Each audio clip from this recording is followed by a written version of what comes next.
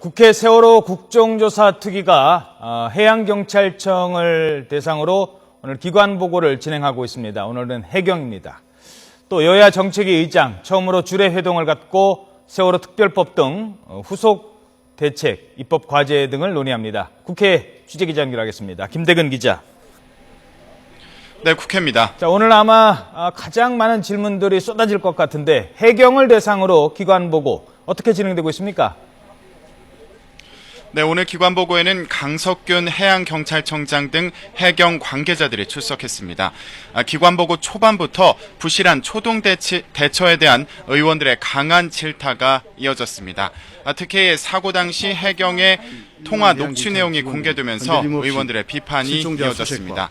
배가 뒤집어지는 상황에서도 잔류인원을 제대로 구조하지 않은 점, 구조에 투입된 헬기를 해수부 장관 의전용으로 활용하고 이를 숨기려고 한 점 등이 지적됐습니다.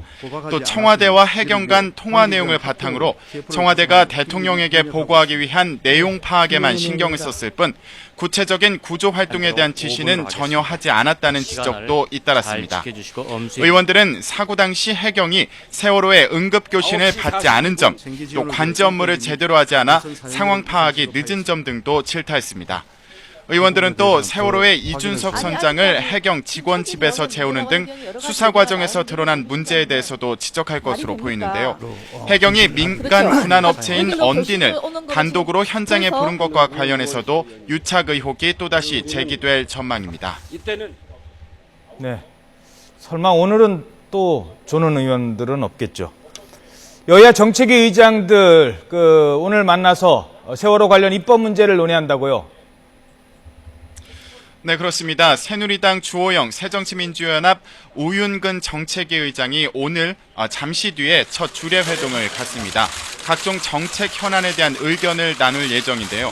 세월호 특별법과 정부조직법, 김영란법, 또 유병헌법 등 세월호 참사 후속 입법 과제들이 주요 논의 대상입니다. 부정청탁금지법, 이른바 김영란법과 또 유병헌법 등에 대해서는 여야 모두 조속한 처리에 공감하는 입장입니다. 하지만 정부조직법의 경우 야당이 국가안전처를 총리실이 아닌 대통령 직속기구로 둘 것을 주장하고 해경 해체에 반대하고 있어 협상의 난항이 예상됩니다.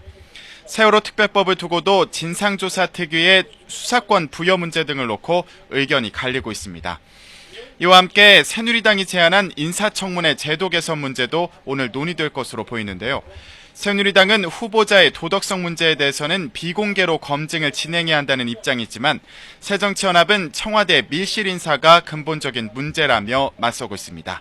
지금까지 국회에서 YTN 김대근입니다.